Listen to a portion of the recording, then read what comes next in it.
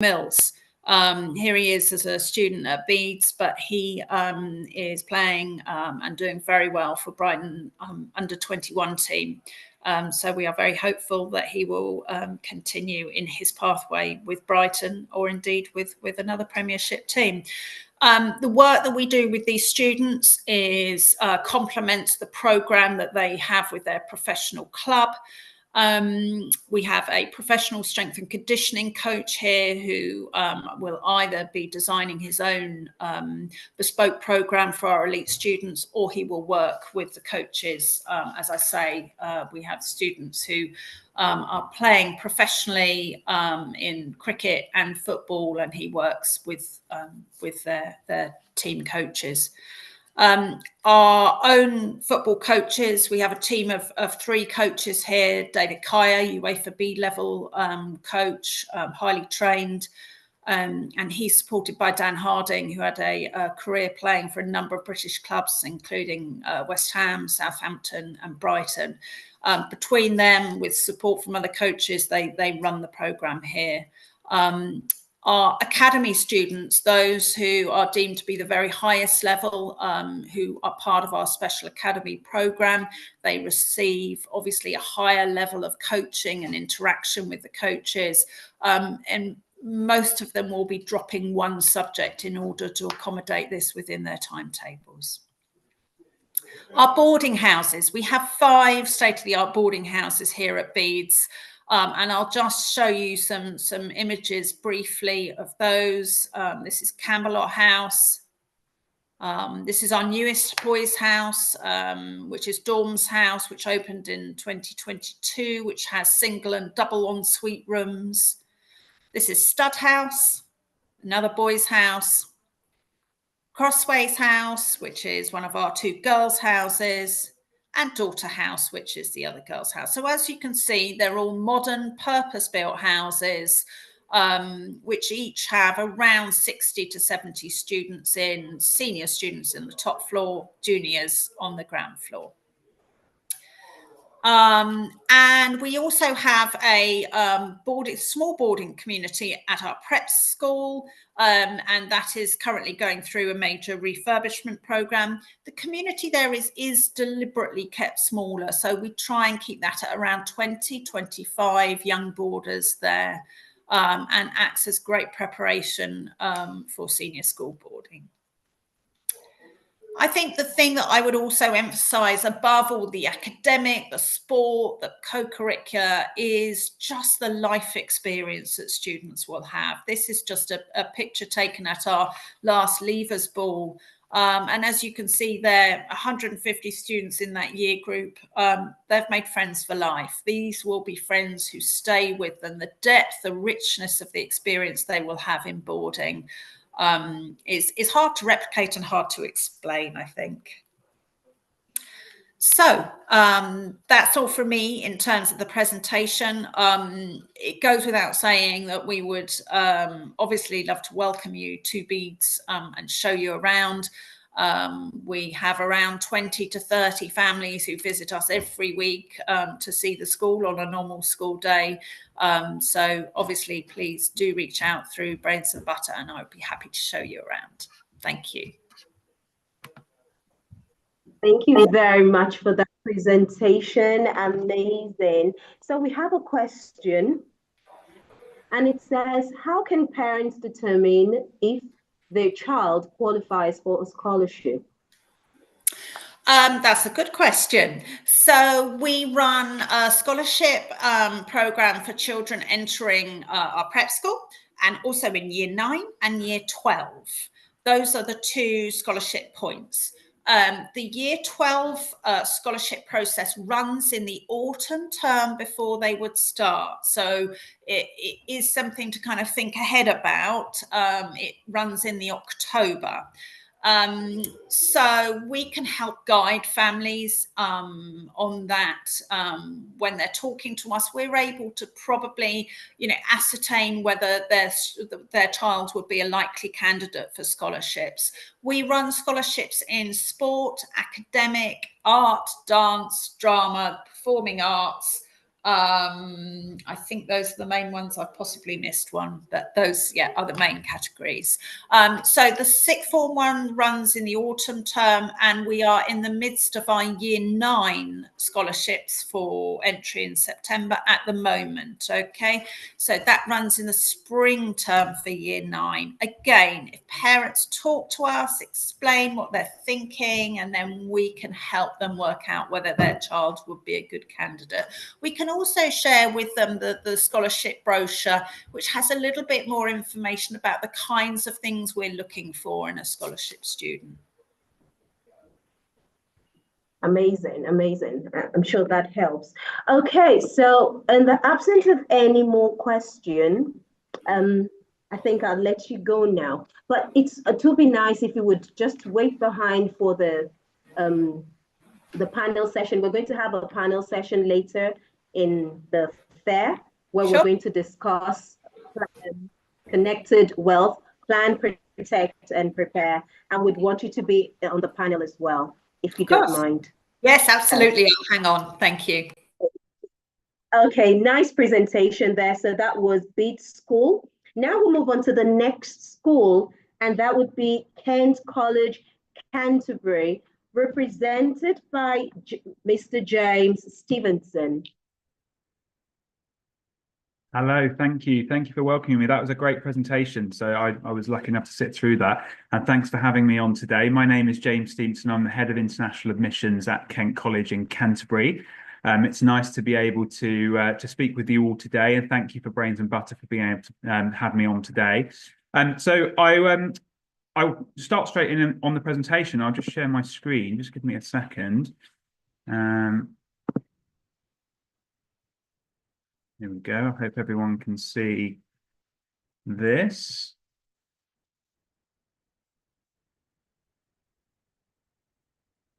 Okay, so Kent College, Canterbury. So we are a boarding school dating back to 1885 in the city of Canterbury, which is in the southeast of the UK. So we are in a wonderfully unique location in the UK. We are sandwiched between London and between Europe. So we're the closest city in the whole of the UK to mainland Europe, with great connections from Dover and the Eurostar across into France. And we are, you can kind of see on the presentation link there, we have where the little crest is, that is where the city of Canterbury is located, just in the southeast of the UK in the area of Kent, not very far from London. We have a high-speed train, which is the fastest train in the whole of the UK, which will take you from Canterbury into central London in less than an hour. It's around 53 minutes. And actually from there, you can get a direct tube line across to Heathrow. So we have very good connections to Canterbury from London. And our closest airports would be London Gatwick, which is about an hour and 20 minutes drive away. So we're very, very well located. And the city of Canterbury is a beautiful historical city.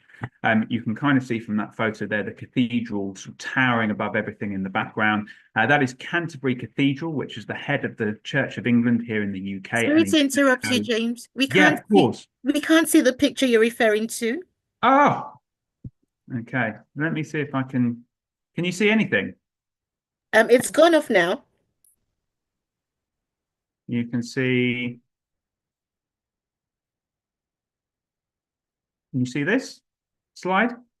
Yes, we can. Yeah, so it's got the map. It says our location. Oh, no, there's no map on this slide. It's just the Kent College Canterbury name and logo. Ah, let me try this one. Bear with me. No worries.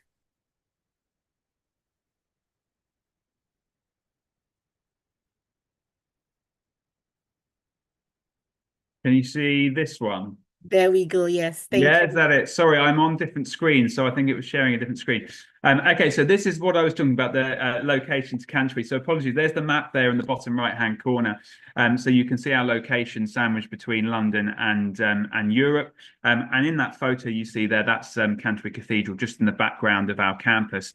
We just sit on the outskirts of the city of Canterbury, and it's about a 20-minute walking distance into the city of Canterbury for our students, who do get to leave campus in their free time, specifically at weekends.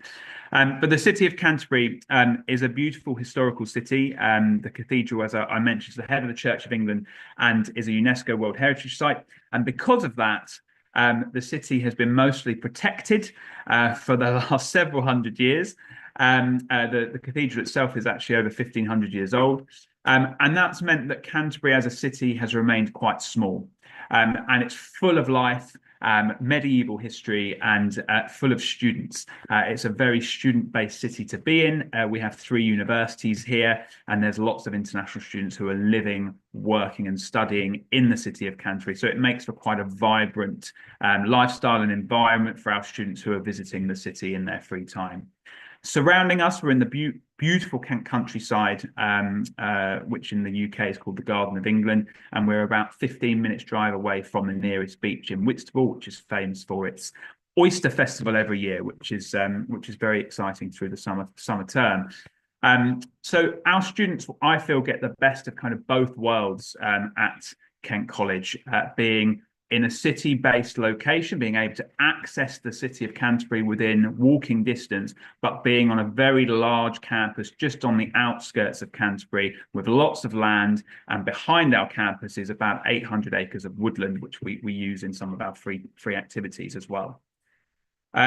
So Kent College, let me just move slides. Hope you can all see that. So in our senior school at Kent College, we have just over 600 students studying in our senior school from year 7 all the way up to year 13 in the 6th form. 410 of them roughly are British students who live in the local area of Canterbury, and they come into the school as day students. And then we have 200 boarders living on site with our students from 42 different nationalities. We have small class sizes, which are set by ability, with an average class size of around 16 students, but that can change in the 6th form when we have a lot more students and a lot more options, and that can be even more bespoke in terms of its education. So our students get quite a lot of attention and focus from the teachers in the classroom setting, which is fantastic. So our campus, we have over 80 acres of campus here at Kent College. Everything is in easy access and everything is almost on one site. So we have kind of 2 sites, but it's a minute's walking distance from one to the other. But everything is mostly together. And we have our school farm. It's not quite as maybe exciting as a zoo, which I heard on the last presentation, but we do have a working school farm and equestrian facilities. We have 10 horses in our stables, as well as pigs, sheep, cows, guinea pigs, chickens, goats, alpacas, and we also run a young farmers club 3 times a week so that students can get involved in kind of the agricultural side of it and stable management if they're looking to do courses in that side of the farm as well. But we also have our riding arena and qualified instructors, and we have potential competition opportunities for horse riding as well on our site. And that site is just a minute's walk away from where the students would board, so it's direct access from where students are living, which is excellent. On top of that, we have 26 acres of playing fields for sports, including floodlit astroturfs, tennis courts, netball courts, cricket field, rugby and football pitches. We have a sports hall. We have a brand new fitness suite at Kent College, which was built last term, as well as a dance and yoga studio on top of that fitness suite. So there's lots of opportunities on campus for students to use this in their free time, as well as during our activities. And we have a 600-seat auditorium theatre, which is state-of-the-art and fully equipped, which hosts regular international performers, as well as our own school and drama productions. It's called our Great Hall. It was built 2.5 years ago, so it's a really modern facility. And our students get the best use of that in activity times, but also we use that for things like assemblies as well.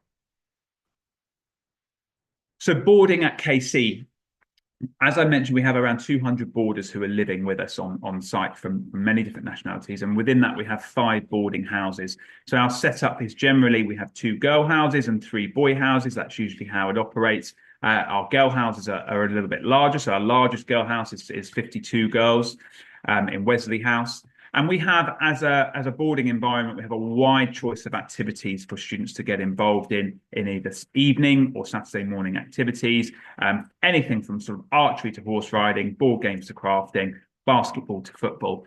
And students are able, as I mentioned before, to leave the campus and go into the city of Canterbury, which offers cinemas, theatres, variety of shops and restaurants. Students can go out at the weekend. So usually a Saturday afternoon is an excellent opportunity for students to leave campus. On a Sunday, if there's no trips going on. And our sixth formers can also leave campus one afternoon a week with permission from their boarding house parents. And then at the weekends, throughout the academic year, we run 30 different trips for boarders on a Sunday. So it's not every Sunday, but the majority of Sundays we will have some sort of trip or expedition going on for our boarders, which could be anything from go-karting or ice skating, or taking you to a football match or a shopping expedition, or taking you to a castle or a museum. And there's lots of different opportunities. And based on our location, being so close to Europe, actually just before Christmas, we took our students on the ferry across over to France and Belgium. We went to the city of Bruges to see the Christmas markets with our boarders. So there's lots of fantastic opportunities available for our boarders at Kent College.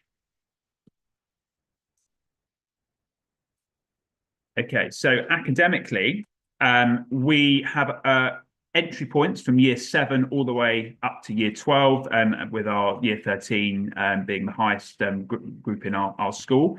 And we offer GCSEs, obviously from year 9, 10, 11 onwards, where we have very, very good grades coming out from our GCSEs, at least 45% of our students achieving the very top grade and 100% passes. We do have a one-year GCSE program in year 11. It's quite a unique one-year GCSE program. We actually put our students in year 11 classes with our current year 11s, and then we give them, we're not expecting our students to do the same level of GCSE options. So they maybe choose sort of half the amount of options, maybe 5, 6, 7 GCSEs, depending on the academic quality of the students. And then they have additional classes where they top up the work they've missed in year 10. Okay, so it's a very unique experience where they get to be in mostly classes with the other UK students. We then offer A-levels, which is the standard British qualification, and we have 24 different options at A-levels, and 70% of our students achieve the top grades. But we also run an international baccalaureate, and we're ranked 3rd in the country for small cohort IB schools, and we average 37 points. So that's also an excellent alternative option to the British A-level, should students be interested in that form of education. So at Kent College, we practice values, which really makes for a wonderful environment and community here in Kent College, of respect, kindness, acting justly, openness, ambition, resilience, humility, and curiosity. And whilst I don't want to go too much in depth into this, as I mentioned, with our staff and our student practicing these values, it means that we can expect our students, new students, to come into Kent College and know they're coming into a very warm, friendly and supportive environment for all students here at Kent College. And that's what I'd expect you to come into. So sports, we are steeped in sporting excellence at Kent College, and the sports you see on the screen there are kind of our flagship and core sports offerings during our co-curricula. We are particularly strong in hockey, football and cricket. It sounds like the previous school had some really, really strong football. We're not maybe as strong as that, so we don't have an academy, but I do know that at least 2 of our students are in top academies at top football schools, football academies, sorry, in the UK. So one of them is at Chelsea, in the Chelsea Academy, and we have another one in the Millwall Academy, which is in the Championship. So we do compete against other schools, and football is one of our offerings. But we're particularly strong in hockey and cricket, and also horse riding with our equestrian facilities. Separately to that, from a performing arts perspective, we have our Great Hall, which hosts, as I mentioned, international performances. And we also host the annual Canterbury Festival every year. It's a 600-seater auditorium. And it's an excellent performance space, as well as just being able to use for general school use when we need to address all of the students in the school. But we have our own music recording studio, and on our stage, we have 10 musical concerts and performances per year, as well as being able to provide tuition for individual instruments. And we have a very good connection with local community-based opportunities in the city of Canterbury with our cathedral, for example. So we have a Christmas carol service in Canterbury Cathedral, and our choir regularly performs there. We also do choir tours abroad, and we have local performance opportunities in music and in drum performing arts. We have a very good connection with the Marlow Theatre in Canterbury, where we actually ask their visiting actors who are performing there to come and do workshops with our students, and we do our own 5 drama productions per year, as well as an annual musical, and students have the opportunity to write and direct plays with us as well. So next steps, if you're coming to Kent College, we think you have very good prospects in terms of your next steps, whether that be university or elsewhere. The majority of our students are British, so the majority of our international students who come to us are looking to stay in British education for university. So we have a very good percentage of students going to Russell Group universities, as well as a small percentage who are going to Oxbridge every year. And we have a good percentage of students who are going to other UK universities, top UK universities. So just opposite our campus is the University of Kent, which is a top 20 university. And we'll have lots of students who will achieve universities such as that, as well as Russell Group. But we also have students who go back to their home countries or go off to the US to study at university. And there's just on the screen there's just a few examples of the courses that our students are heading off to do at university. So medicine, veterinary science, engineering, theoretical physics, law, business economics, and architecture, just to name a few.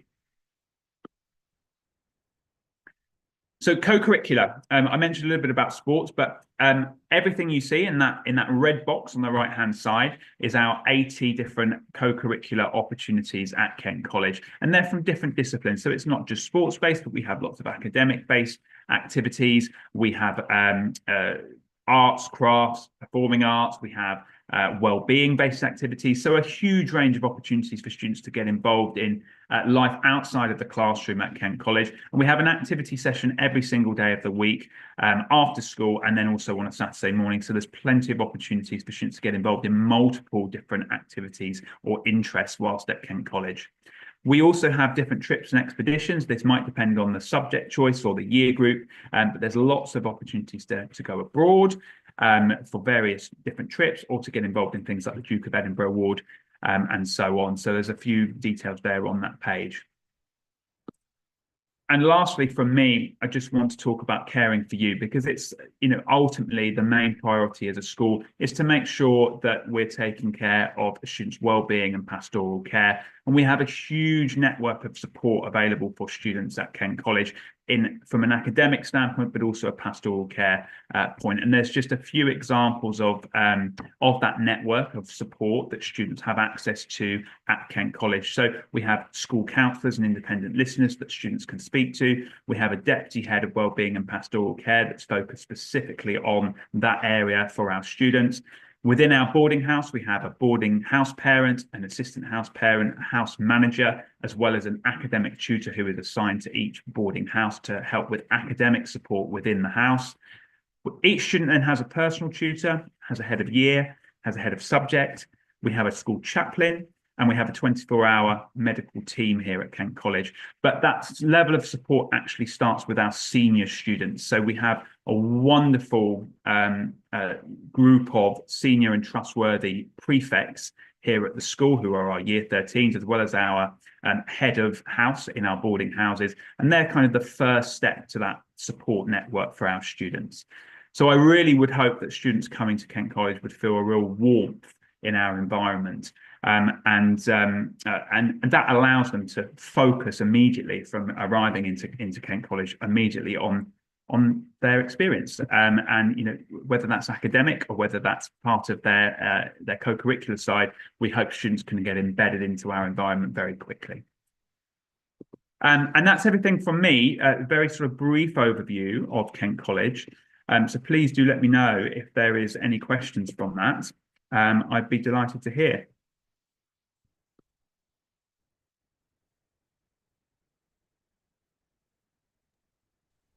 Thank you very much for that presentation. Parents, it's time to ask your questions if you have any. If you would love to ask your questions real live, just indicate by a show of your hand, and we would make that happen.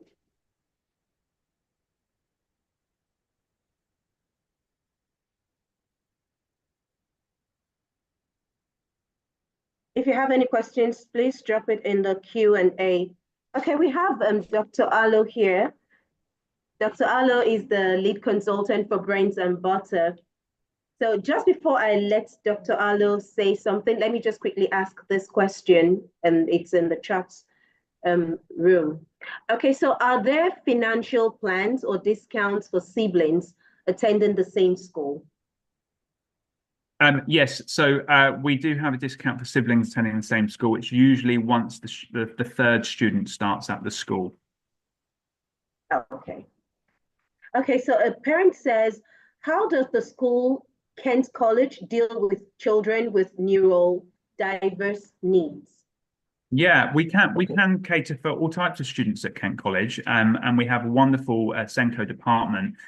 So it's very difficult to answer in a conversation like this. But what I would say is, please do drop us an email with the details of the student, and we'd be able to have a conversation with our SENCO and then outline to you exactly how we would be able to support, or let you know immediately if we couldn't support that student. But yes, in most cases we can support students at Kent College.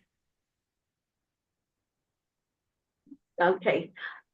Okay, we have one more question. How are international students supported in settling in, and are exits compulsory? Yeah, good question. So no, exits are not compulsory, and the boarding houses stay open during what would be those weekends. And in our boarding, we don't have many what you would call occasional boarders or weekly boarders. So we're mostly full. I think we're about 98% full boarders at Kent College. So at every weekend, as well as exit weekends, you can find a full boarding environment at the weekends in our school. And in terms of settling in, we have a wonderful induction program, and it starts a couple of days before the start of term. We have a new boarders welcome day event. So this year that's on the Saturday the 30th of August, where family members or guardians would come with the students, and we have an entire event where they can meet teachers, get embedded into the school and into their boarding house before anybody else in the school arrives. And then on the Sunday, the day after that, we welcome back all of our current boarders, and we have a whole day's worth of integration with the current boarders before the day students then arrive, and we have an induction day with the day students on the following day on that Monday. So there's an entire program dedicated to embedding our students into our environment. Okay, I know the school is near the cathedral. What is the music like in the school? And then one more question, can I ask about any programs for workplace learning? Do you have partnerships with outside organizations for internships at A level? And also, is there a culture of passing on skills for life after A levels? Okay, yeah, thank you. There's a few questions there. So just in terms of music is quite strong at Kent College, and there's lots of musical opportunities. I mentioned a few of the trips that we take students actually abroad for musical performances, as well as at Kent College. We have a wonderful music department. We have over 33 different individual teachers for specific instruments, and I know that we do have that connection with the cathedral, whether that's singing or performance based, and there are certain times of the year where students will be asked if they want to participate in activities there. In terms of our outside of the classroom opportunities, we have a range of activities that are music based, so whether that's our orchestra or certain bands, for example, that students can get involved in, and they would then be regularly asked to get involved in the musical performances at the school, or plays, for example, or the behind the scenes efforts that go into that. So there's lots of different opportunities from a music sense. In terms of programs, off the top of my head, I don't think we have any specific partnerships or internships at A level. We do have a lot of connections in the local area, and I know that we do have things such as like a service week, for example, at the end of our summer term, where students do get involved in the local community. But in terms of internships, in terms of companies, in terms of maybe the business side, I don't think we offer that currently. But we do definitely have lots of partnerships within our community in Canterbury, where students have opportunities to gain experience. Amazing. Thank you so much for your presentation and thank you for all those answers. It's been wonderful. Thank you. So that will be it from Kent College, Canterbury. We move quickly to the next school, and it's going to be our final school for today before we move on to our panel session. And please, Mr. James, would you oblige us by waiting behind for the panel session as well? Of course, yes, not a problem. Thank you. Okay, so now I'm going to invite the last school to present for today, and that is Lockers Park, represented by Rebecca Chaplin and Mr. Gavin Taylor. Hello, I hope you're all well. I just checking, can you see my screen? Absolutely. Perfect. I always worry about these things. Firstly, I'd like to introduce Adejola. Adejola's been with us for the last 2 years and joined us in an experience like many of you, coming across and joining us and trying to have the perfect preparation ready for his senior school.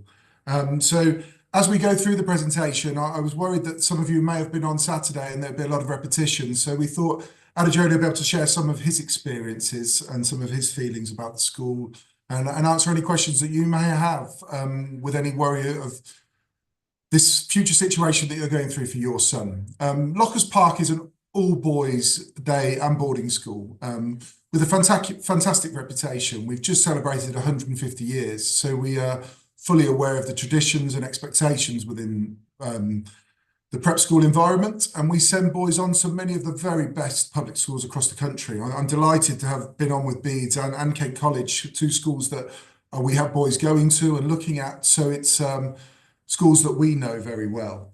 I don't know if you want to introduce yourself very briefly and tell everybody what what you most cherish about Lockers Park. Adejola here. Lockers Park, amazing school. I love just the facilities, the teachers, everything's just perfect. When you enter, just settle down so well, and just lessons really nice, boarding house really nice. The friends that you make are amazing here. Thank you. I will keep on asking you, Adejola, as we go through. One of the elements that we are really proud of is our pastoral care. This is both for our day boys and boarding. It's something that we have been rewarded for and nominated for success in both in British awards through the Independent Schools Parents Awards through the BSA. It's something that we're incredibly proud of. We put a strong system in place.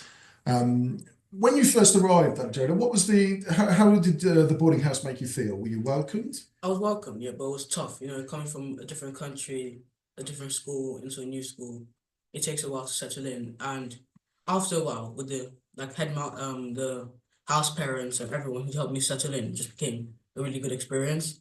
The boarding house really became like a second home to me, if you understand. Yeah, absolutely. And have you been able to share your experience? I know we have things like the wellbeing survey and student listeners. Has there always been the opportunity to share your feelings at the school? Definitely. Okay, brilliant. There is a lot of things that we see that we put in place with different activities, counsellors, sensory areas within the school that we can try and make sure that every boy's needs are catered for. I think the big thing about the school is we talk about is academic excellence. Our biggest focus is on the boys' academic levels. It's about making sure that we stretch boys and push them with aspirational choices for their senior school.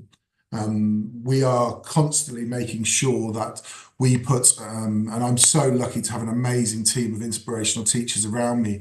We are putting boys with the very best facilities. We are giving them the very best teachers, and we are trying to make sure they get opportunities to really develop in all areas of the curriculum. I suppose I'd come to you about what are the teachers like? Oh, teachers are really kind. They really help you. They help you get better in everything. All you need to do is speak up, go to your teacher, ask for help, and they help you excel in learning. When I joined, I was in set 3 for a lot of my classes, bottom set. And after a term or 2, I became set 1, top set, in half my classes, just with the help of lovely teachers. And what's the expectation of work beyond the classroom? Just Do you get given homework and prep and? yeah, we get given prep every night from 5 to 6, except for Wednesdays. We expect you to do them. Yes. And what about revision when you've got upcoming exams? And do you get support? Yeah, definitely. especially in the boarding house, you can ask any teacher on duty for help. And the teachers in the boarding house, are they the same as the teachers within your school day? Some live in the school, some live very near, and they come in and help us. They do some activities in school. Brilliant. I think academia is going to be really important in any environment you choose. I'm very much focused, education on your son being an all-boys prep school, but I think finding the right school with the academic stretch is going to be vital, and that is what we try to do. From the moment the boys come and sit their assessment prior to joining, we are sharing and transparent with the results they achieve, what we can do, and working with families to make sure that we find the boys the right senior school. We look at the interests of each boy, and we have a tailored and individualised education for the boys in making sure that we're fully prepared for their senior school assessments. They're fully prepared to do common entrance. As a school, we thoroughly believe in common entrance. It's a fantastic opportunity at 13 to do a full set of exams prior to GCSEs. It gives you an opportunity to revise. It gives the opportunity to be assessment in all areas of the curriculum, not just English and maths. I suppose when we think about prep schools, we think about facilities and we think about the extracurricular offering. Lockers Park is no different to many other schools. We have fantastic facilities with the pitches that we have in place. We've got a completely refurbished sports complex with our own gym, with a golf simulator. We have local support that comes in for golf lessons with the professional from a very well-respected golf club. We have a fencing coach. We have a climbing wall, and we do climbing sessions. We have a squash coach working in where with boys with representation for both local and national level squash. What other facilities, what's been the sort of best of the facilities, and what have you really liked of the facilities at Lockers Park? Definitely science, the science block where you have junior and senior, the things you can do there, what things you can make. As of like right now, we're doing circuits, and every science lesson you get to make a new circuits, opening your mind to new things about science. And also the animals in science, just like lizards, snakes, stick insects and fishes we can play with in lessons. You're obviously you're a very humble young man, and you've not mentioned your sporting ability, but you're incredibly obviously very talented at sport. What support have you had both for sort of local and national competition? So nationally, I came fourth in high jump and became second overall relay. It's just like coming from triangular with the coaches that just helped us.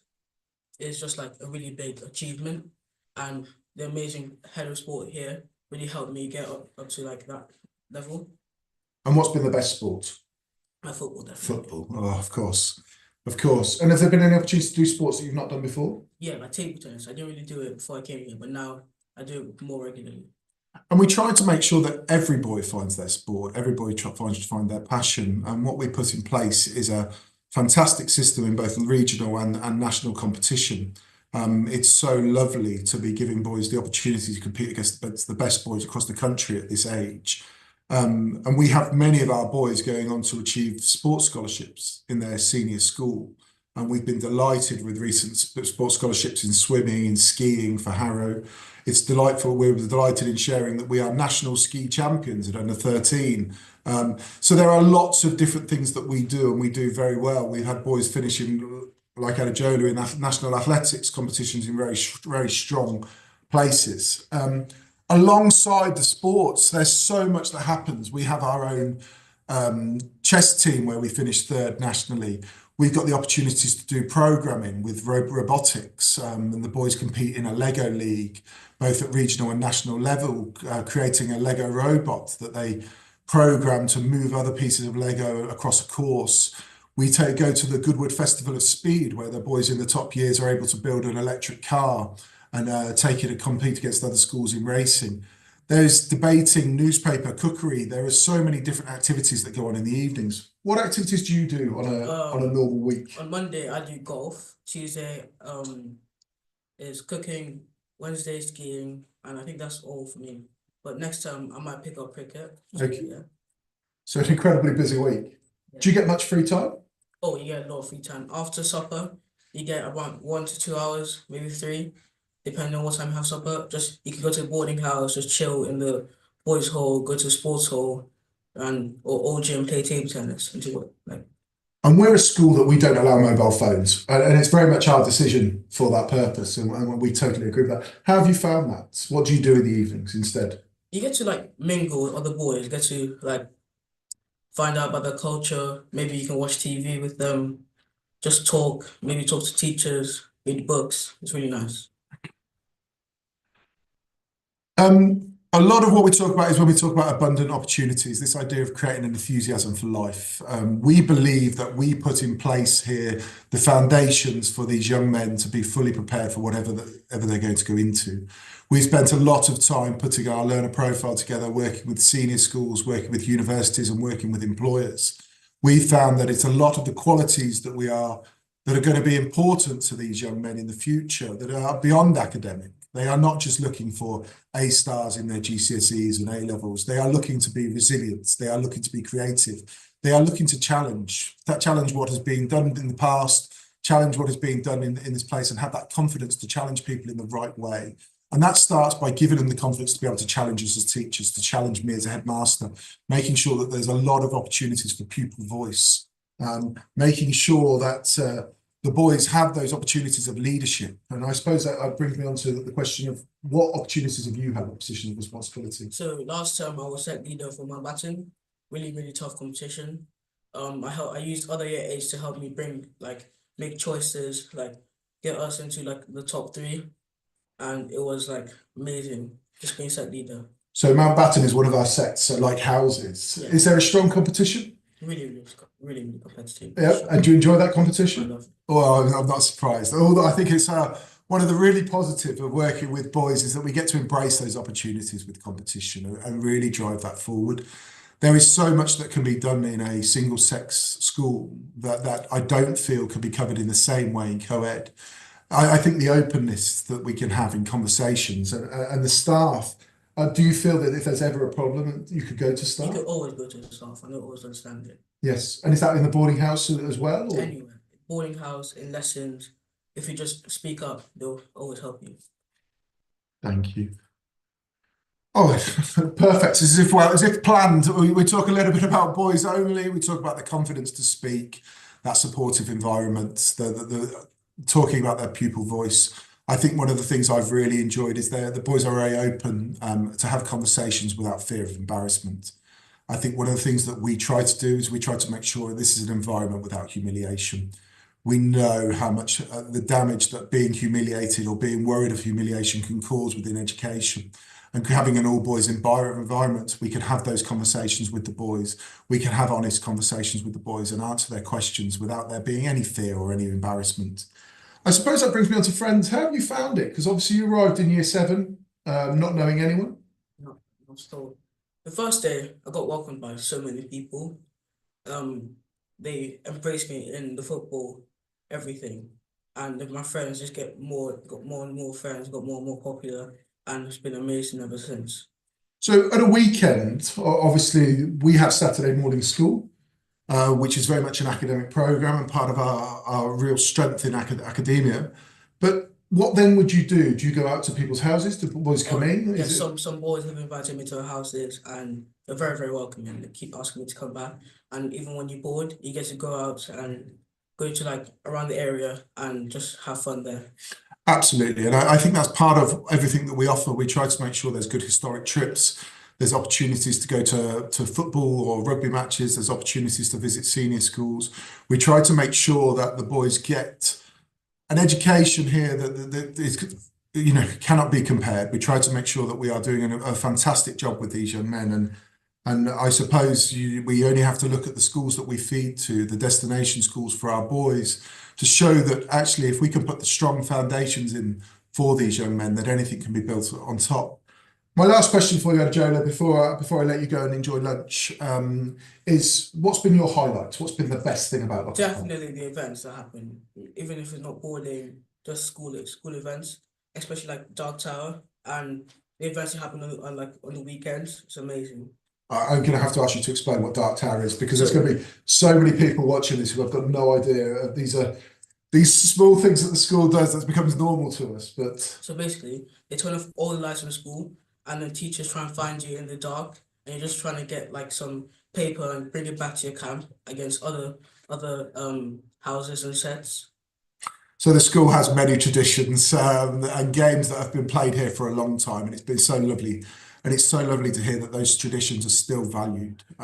It's so lovely to hear that the boys really value their childhood and can go out and play in the woods within the school. They can go out and play with each other within our grounds. They get all these opportunities that the need and desire to be on a device all day, every day is just not necessary. It's only a very brief presentation, and I would say to anybody, if you get the opportunities, look at our social media, look at our school website, do come and visit. We have open mornings, we have scholarship days coming up. We even have a senior school fair where we have a number of the senior schools on screen at the moment that will be visiting us and sharing the information with our families about how that transition works from prep school to senior school. One of the things that we are a small and supportive environment, and we do a tailored and individualized education for every boy. And I think what we can do from that is make sure that we get the very best start for these young men and help them really in their next steps, in not only within their school life, but also in every part of their life, in giving them the very best start. Thank you.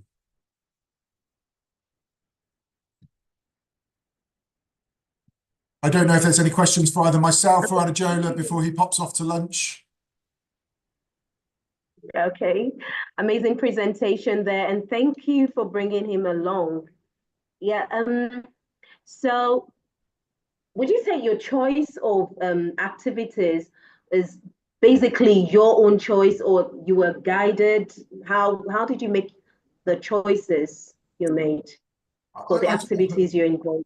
Yeah, you go for No, it. the question Yeah, you is guys for him, pick what yes. activities you can go to, but really all the activities are really fun. So, but you get to pick which ones you want to go to, even if, like on the weekend, you get to choose, and it's just like that. And if it's like on like a school day, you get to like sit inside if you don't want to go. But we really encourage you to go for it because it's really a really good opportunity. From the school's perspective, we're encouraging boys to do things that they've not done before, especially at a young age. I think boys can be very set in their ways of what they think they're going to like. And actually, things like cookery club and things like debating seem to be most popular activities within the school day. And they're things that not everybody thinks at the start that they're going to enjoy, but absolutely they love it. We publish all our activities early the term before so that the parents can speak to their sons and it can be an informed decision made by their families. We try to encourage all the boys to have a real varied options as well. We don't want every boy to focus purely on sports or purely on academia. I think at this age, it's about getting balance. And I think what we try to do is make sure that the balance is there for every boy within our care. Amazing. Okay, then Mr. Gavin, can you just quickly take us through what admission process is like I at certainly Lockers? can. We try to make sure that even our admission process is individualised and tailored for the families. So the first contact is when people contact the school, Rebecca or Claire in our admissions team will be in contact with those families and try to organise an opportunity, one, to visit if possible, or two, to have a private Zoom conversation or online meeting with myself or part of my senior leadership team. And we then discuss the boys, most importantly, and how that they will join and fit in with the school. We look at their interests and areas that we can look for development. We then do an online assessment with the boys, and everything that we do from that point is transparent. We're transparent with our results. We're transparent with any extra support that we feel will be needed. And we try to make sure that we guide the parents through this process. And we try to make sure we're really honest with parents. If we feel that this is not going to be the right school, we try to help them recommend a school that would be perfect for their son. I think most importantly, we all got into education for the right reasons. We all wanted to make a difference. And that still sits with me today as much as it did when I first joined in education. And it's making sure for every boy that we are guiding them, we are helping them, and we're working with the families to make sure that Lockers Park is going to be an absolute success for them in this first part of their journey. And if not, it's trying to guide them to a school that we feel that they'll be better suited. Amazing. Thank you so much for that presentation, and thank you for your answers as well. Dr. Alo, would you want to say something before I move to the video session? Absolutely. I actually just want to say to our parents to really consider a prep school education for your children, particularly for your boys. My children go to a prep school and I would do it all over again the same way. There is something to be said for a prep school education before your children go on to senior school. So you can imagine that the year 7s and 8s in a prep school are the older children in a prep school compared to being the younger children in a senior school. And that right there makes a world of difference in terms of how your year 7 and year 8 son or daughter is prepared for life in senior school. It does a world of good for their self-esteem, for their independence being built up, and for a lot that they're exposed to. So I find time and time again that some of our families aren't even aware that you can actually send your child to a prep school before going on to a senior school. And an all-boys prep school like Locust Park is completely phenomenal. Definitely one that I want to highly encourage our parents to consider for your year 7 or year 8 son. It's really, it does a world of good for children. Trust me on this one. So before we let Adejola go, and I think Adejola, I think dad might actually be on the call because I've seen, I think dad is on the call actually.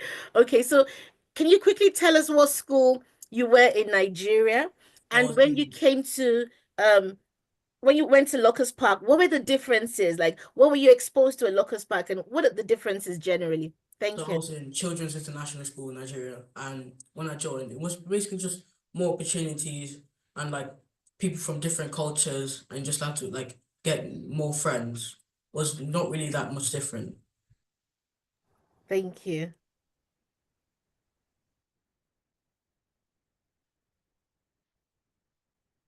Thank you so much. Okay. I'm going to let Adejola go now, but yeah, we're much appreciated in sharing your feelings on the school. So thank you.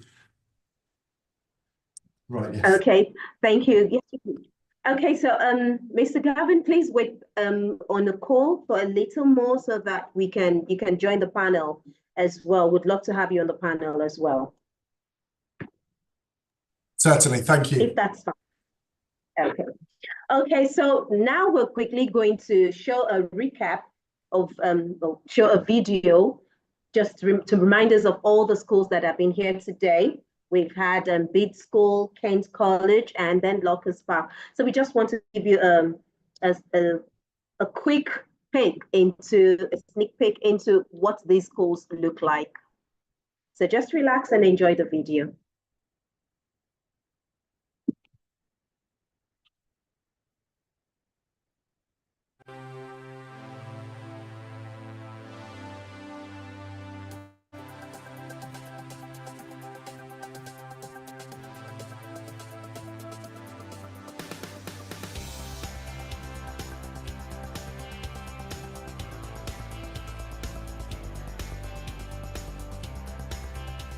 Bee Summer School is an international summer school for students 6 to 20 years old.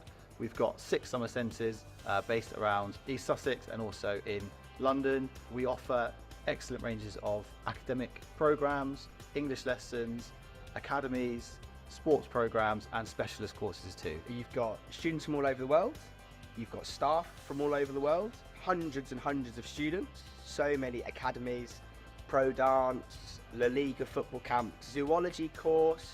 There is something for everyone. I love the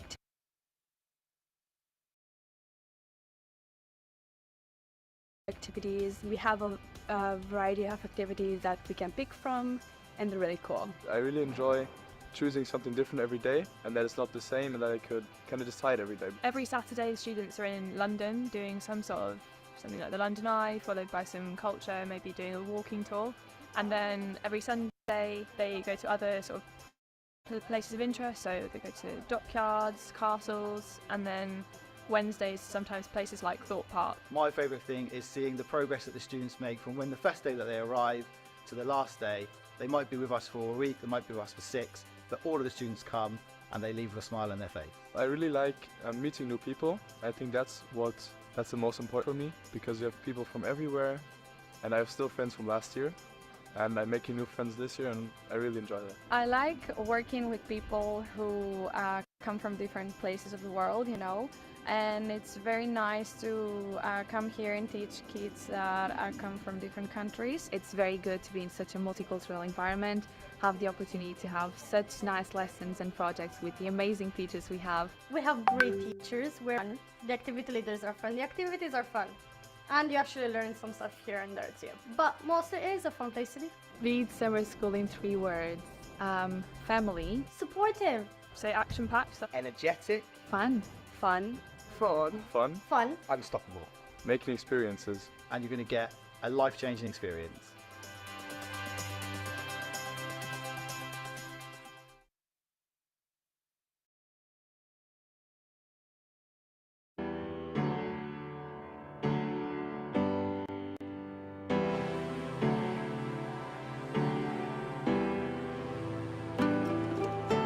Hello, I'm Mark Turnbull. I'm the head at Kent College.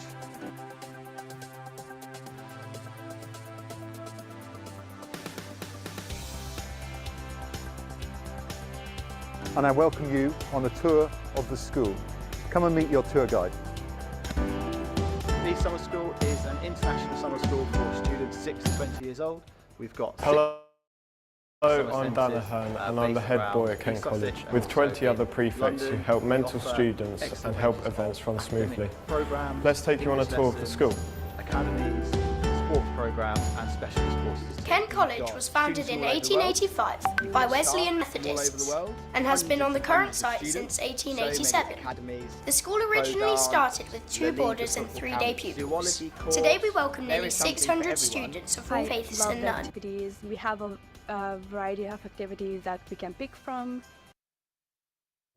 And we have built a reputation as a down-to-earth, truly family-friendly and welcoming school. John Wesley saying, "Do all the good you can, by all the means you can," remains a central part of the school's ethos. Welcome to the Quad. This is the hub of school life at Kent College, surrounded by all our lesson buildings and the 6 common rooms. This is where students leave their bags in between lessons and have time for leisure and to relax. This is one of our biology labs, recently refurbished like the other 9 science labs at the school. Science is an extremely important part of the curriculum at Kent College. We are in the top 10 IB schools in the UK. We also offer 24 A-levels and Cambridge Technicals, as well as GCSEs and the 1-year pre-IB. Courses are geared around the individual student's needs, and we are unique in providing bespoke timetables for half of our students. All children are given a MacBook Air to use while at school. I do plead for the liberties of England more than any of you. Welcome to our library. We have over 25,000 books, as well as plenty of DVDs to borrow and a fantastic online booking system.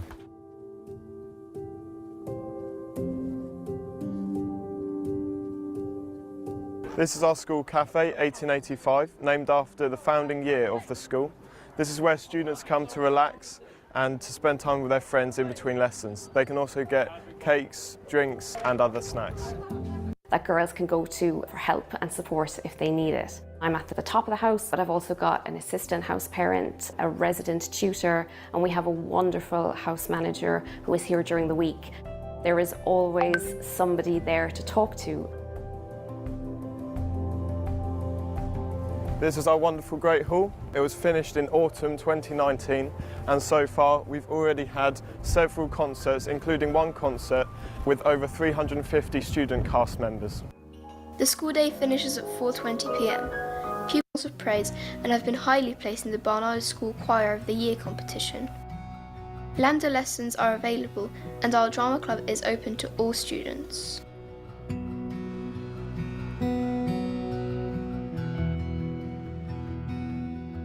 Within the alumni at the Olympics and in the GB squads for a large number of sports.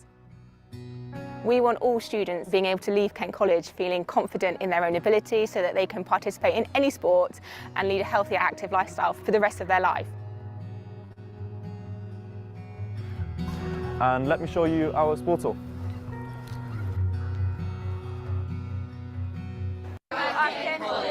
Benvenuti a Kent College. Hola, bienvenido a Kent College. Guten Tag, willkommen in Kent College. Hi, welcome to Go for the House. I'm Filippo and I'm the head of house. Would you like to come in? I'm the head of house and this is my team of different facilities. We have laundry and especially our most prized piece is a games room. A TV, we have a table football, darts, and as you can see, a pool table and a last a lifetime. Hi, welcome to the design department at Kent College. I'm Mike Cloak, the head of department. The department is all about fostering a really independent attitude to learning. We are embracing all modern technologies, of course.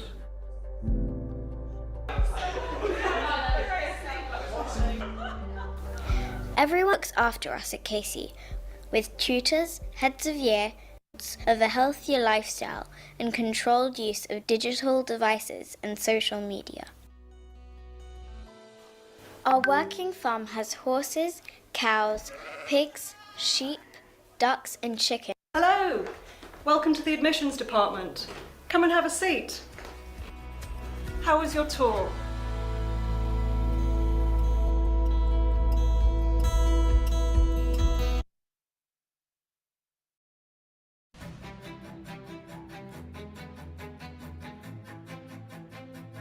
There is a super special school, a place for all to learn, with such a special atmosphere, so easy to discern. What makes it so incredible?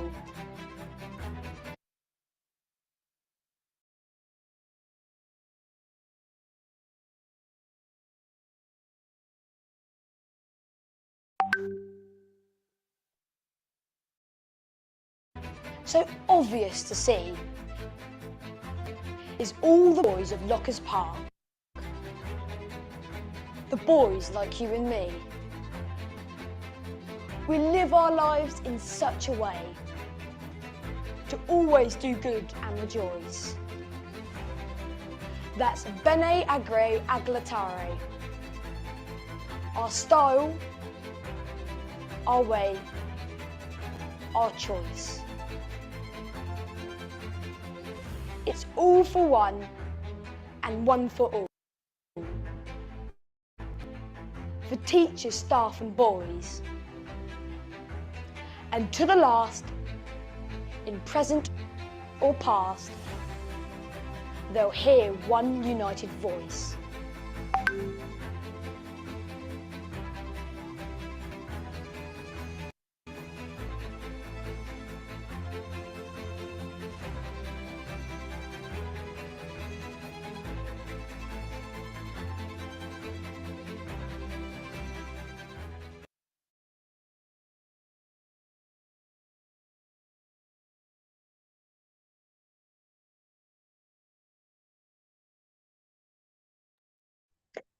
Amazing.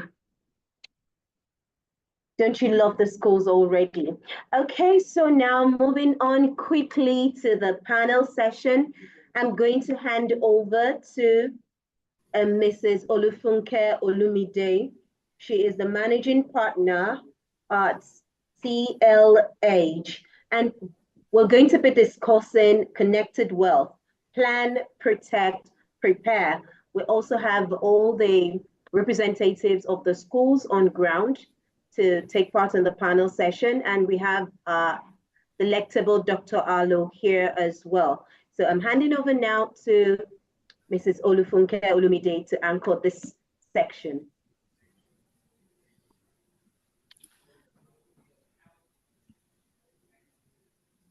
Good afternoon, everyone. Can you see my slides? Just to be sure. Yes, we can. All right. Yes, thank you so much to our partners, Brains and Butter, for putting this together. I have learned a lot from listening to all the presentations from the schools, and I'm really excited for our parents here that they get to listen to all of this and gain all the knowledge that they need as they plan for their kids' education. So just briefly, in about 10 minutes, we'll just walk through something that we call connected wealth. For shaping your child's education journey, the financial aspect is just one part of it. What we want you to do is to move beyond the finances and look at a more holistic approach, which is what we call connected wealth. And basically, that's just having a roadmap that speaks to your child's education, your own wealth planning, and eventually the legacy plan for your family. So I'll just go right into it. Plan, which is the first thing. So I'm just going to talk on three things: plan, build, and sustain. Plan, start early and start right. The first thing here would be define your family's vision for education and legacy. What do I mean by define your family's vision? With every family, different things are important to them. Some families are big on business, and so you want to be able to outline that and tailor your child's education plan in that line as well. And these are families that have, family businesses. Some families are big on education, academic excellence, and some are big on creativity. I spoke to a mom recently, and she said her son is not going to a typical university because she has discovered that he likes art and he excels there. So he's going to an art school. She's already looking for art schools in France for him. So that's something you want to look at. And for them, they are big on creativity in that family. So their son going to an art school is not a big deal to them. I know gone are the days where our parents were excited about saying, all my children went to Harvard or all my children went to Cambridge. Each child is different. And that's what I'm going to say in tailored education plans. Each child is different. So you also want to consider their unique strengths, their unique, what is your child's flair? What do they like to do? What do they excel in? Is your child a sports person? Is your child a book person? Because there's something as a book person. And is your child an art person? You want to tailor their education plan in such a way that even the schools that you pick, because when I listened to the presentation today, I could tell there was one of the schools that said they are big on science. You want to be able to check if that's something that your child likes, and then you tailor even the choice of school towards that direction. And of course, set clear goals. So if your child is going to go to a boarding school in the UK, you want to be able to start planning early. You want to put the funds together on time. And one of the ways that we speak to that is in the systems and the structures that you put in place. And the very first one I would always say is set up an education trust. Now, education trust, as we know it, many times we think of trust fund. I'm not speaking to trust fund. Trust fund is just the money that you put aside. But an education trust run by a family office like ours, for example, is more holistic in nature. So it would speak more to creating a system for your child, which includes an education plan. That tailored education plan is there for the trustees to administer. One would be setting funds aside.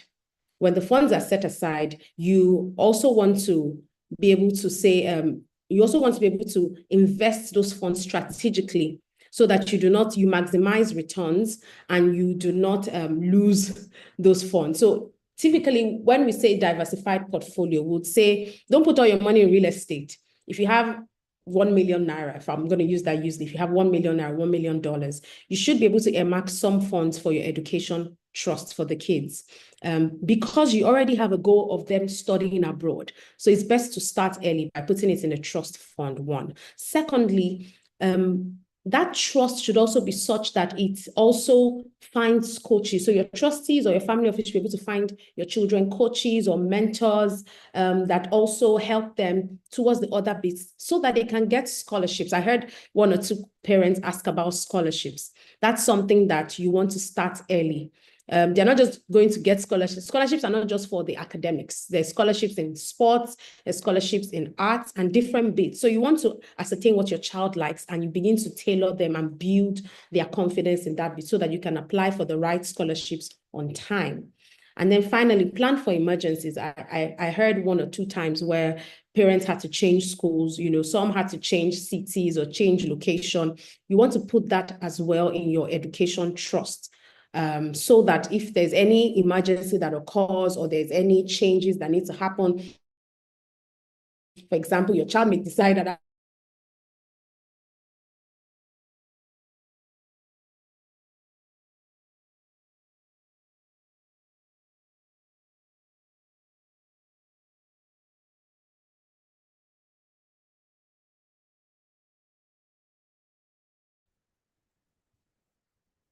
Can anybody hear me?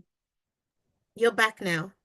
Oh, I'm back now. Yeah. Oh, so sorry about that. I'm not sure if you heard the last thing I said, but the last thing I was talking about was planning for emergencies, just so that your education trust is not just for tuition. It should cover different things that can happen in their child's education journey, including change of location, change of school, if they were to enroll in an extra school. So an extra school that deals with sporting, for example, that's something that you also want them to get engaged in as well. So sorry, please hold on for a second.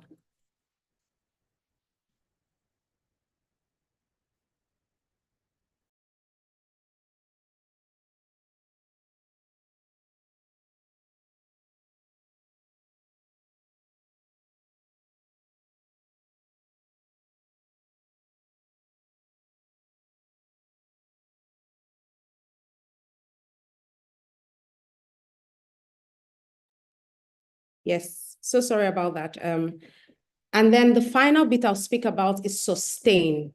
Sustain would be, for us, we always want you to look at beyond the school education. So things like financial literacy. What do you want your child? What's your child's relationship with money? What do you want your child's relationship to be with money? Typically, when we hear about trust funds, trust fund babies, when we think about that, what comes to mind are negative things. Because we're thinking, oh, those are the children that, oh no, they don't have a good relationship with money. But trust fund babies can actually be well-groomed children if we introduce them to some basic things on time. I, for one, didn't understand stocks and bonds and all of those things until I started working, because I wasn't really introduced to that on time. Sometimes we feel like some of these decisions are just for the parents. So engage them early in money decisions, engage them early in budgeting. There's a family that I think when they clock 18, they give them some money to just play around in terms of investments. They couldn't be able to do that if they hadn't, sort of given them some form of financial literacy from a very young age. So that's something that we usually ask that our families engage in on time. So just to wrap up, we've spoken about three things: plan, build, and sustain. So plan with intention. Mark what your family's vision and values and goals are, and then build a secure foundation with, setting up an education trust. And of course, teach them beyond what they learn in school. If they need to attend a business school over summer holidays, let them enroll in that. I have a family who is really big on emotional intelligence. Whatever books, whatever other materials that your children need to engage in whilst they are on this education journey, it will be good to expose them to it on time. And finally, with us at the Legacy House, we have our own education trust, which is holistic, beyond just earmarking funds. We also handle global school selection with brains and butter, and of course, goal-based planning and investment, so that your investments for your education is strategic. It's not such that you lose your capital. It's such that you're gaining some returns on it, and you're able to send your kids to the school that you like. I hope, I usually say that with these few points of mine, I hope I've been able to convince you that you are on the right track, from being on this webinar, and I just thank you for listening. Thank you so much. Thank you for that presentation. I actually learned a lot from it. So I'd like to take it from the financial aspects that you spoke about. Yes, planning is very, very key. Okay, so let me ask. I'll start with Mr. James Stevenson. To what extent do you collaborate with parents to understand what is more important to them in their families as it concerns the education of their children? Let me start from there. Yeah, thank you. And thanks for that presentation. Very, very insightful. We meet with every single family. So whether that is in person at the school or whether that's online in a format like this, we would meet with every single family, either pre-application or during the application, to identify exactly the needs of that child and that family.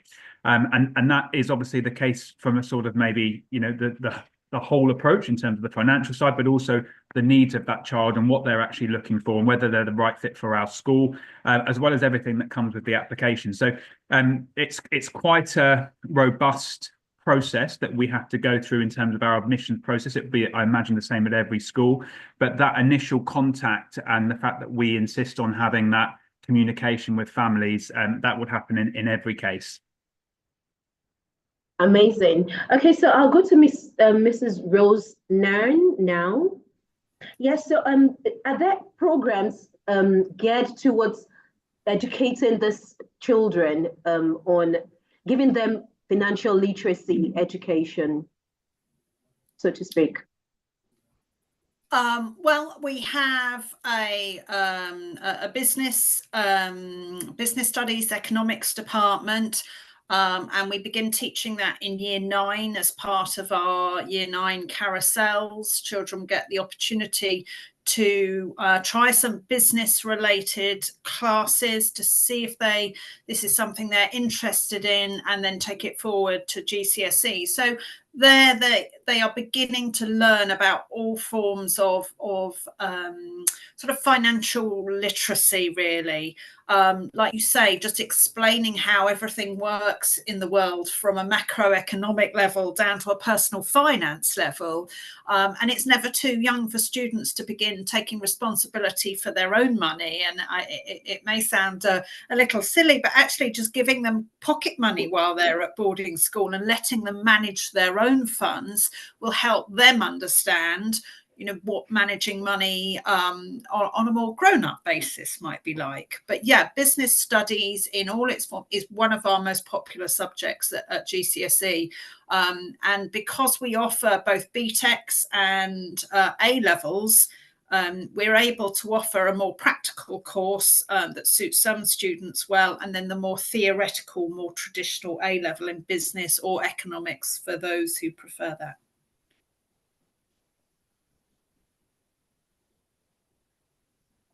Okay, thank you. So, Mr. Gavin, I'll ask you the same question. Is there anything special or anything the school does differently in ensuring that the children have financial literacy? It's obviously really interesting because we have the boys at a slightly younger age. I think we do get the opportunity to put in place here the foundations for them moving forwards with a clear understanding. We have very much a focus within our year 7 and 8 to have entrepreneurship clubs and entrepreneurship activities where the boys look at business, look at how they would invest.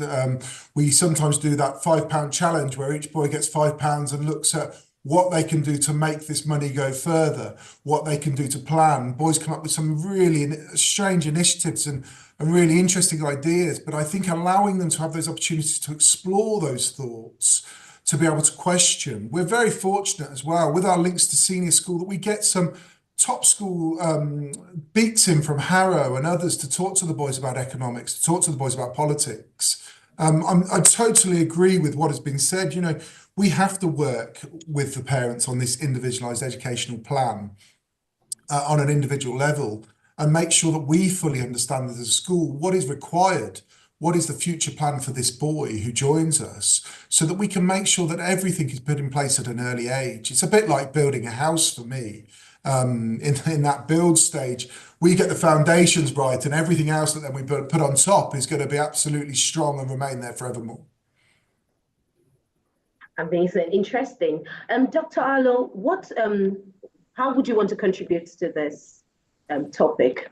Okay, so I would actually like to engage Mrs. Olumide because there's a lot of information that we need to provide our families. So many times our families think that when you talk about trust, you're like saying, oh, you're planning for them to depart from this side of eternity, as it were. Like, so it's this whole idea of a family office, and you're very well and alive, but we can actually help you make the most of the funds you have rather than see this as extra cash that regularly you have year in, year out to devote to your child's education. There's a lot more you can actually do with these funds that you invest in your children's education. So if you can please educate our parents some more on the whole family office trust educational planning thing in such a way that they don't feel like it's a doom and gloom will writing service, as it were.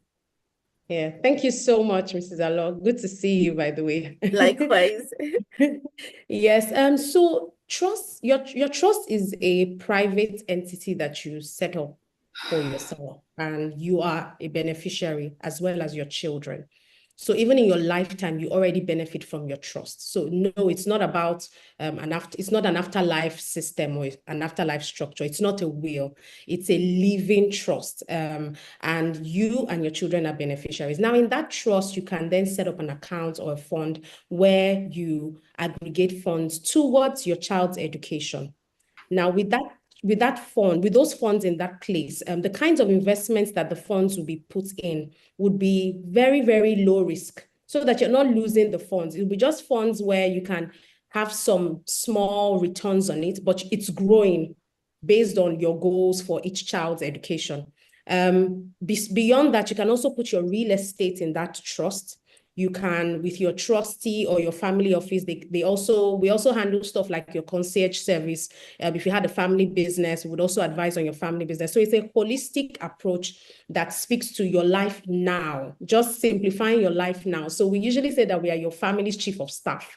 So think around what a chief of staff would do. We're there to execute everything that you need every day. And education is a big part of it, especially for parents who care so much, who really, really want their kids to have the best. So we usually say set up an education bit in your family's trust, such that you have some resources that go there, even if it's just 10% or 20% of your monthly income that goes into that place.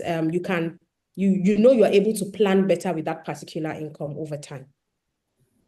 Amazing. And what then happens, in the unfortunate events, the parents leave very young, old, and they pass on? What happens to that trust? Is that part of is that afterlife plan, or is that some sort of insurance? What happens in the demise of the parents to the trust? So typically, once your child becomes 18 years old, they can also become trustees. What that means is that whatever assets that are in that trust automatically are controlled by even your kids. So at the point where they are not 18, you are trustees. Some members of the family office are also trustees, or some other trusted persons that you have. Some people put their relatives or a trusted friend as trustees.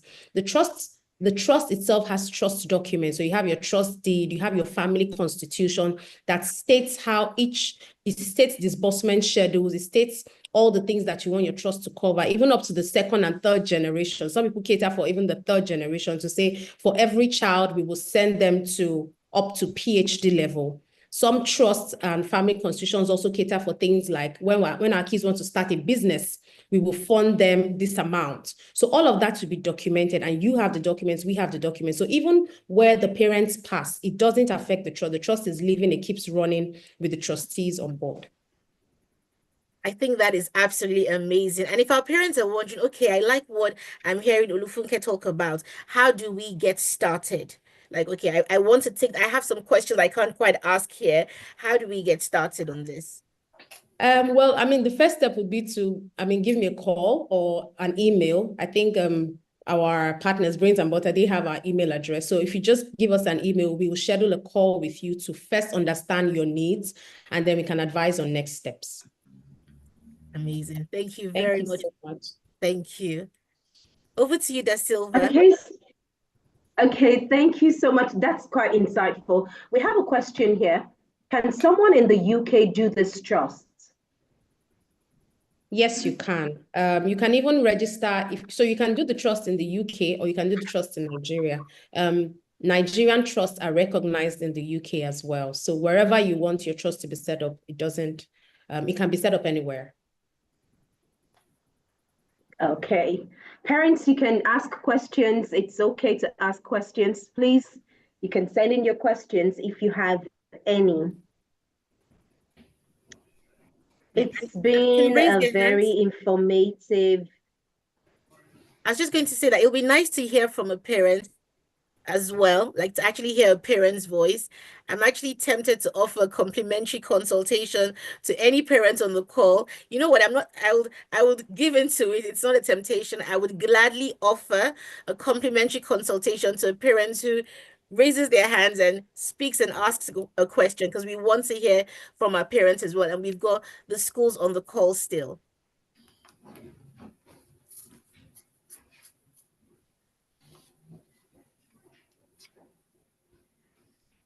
So is any parent going to take up that offer? And I think we've got questions. Okay. All contributions. Okay, so in the absence of any other question, it's been a wonderful day and it's been a very nice discussion. I learned something new, really, and I'm sure I'm going to put it to use. I hope you would as well. Okay, I can see another question here. Okay, you have a question for Bid School. Please, you can drop the question in the Q&A and Bid School would definitely type an answer to that question. Okay, so we're about to bring the fair to a close today. And I want to say a very big thank you to all who have made out time to be here. The schools, the parents, we cannot thank you enough. And then the management of Brains and Butter. We want to say a very big thank you. Okay, so tomorrow is another day. I'm sure the feedback form is in the chat room now. Yes, so you can just go to the chat room. It's a contact us form, so they'll get the feedback form in their emails. So this is for them to just get started and have conversations with us. Oh, great. Okay, so the contact form is there. So just click on it, and with that, you can contact Brains and Butter and take the conversation further from here. So please go there, fill the form, and somebody would reach you from Brains and Butter. So the fair continues today. Today is day 6. We have day 7 tomorrow, same time, same place. So 11 a.m. UK time, 12 noon Nigerian time. We will be glad to have you here. And if there's anyone you know who is supposed to be here, please tell them about the fair. And if there is any school you have missed and you would really love to see, one, you can contact Brains and Butter and definitely would make the videos available to you, or even organize a visit to the school. So not to worry, if you've missed any school, not to worry, you can still meet the school even after the fair. So see you tomorrow. Till then, bye-bye. Thank you, everyone.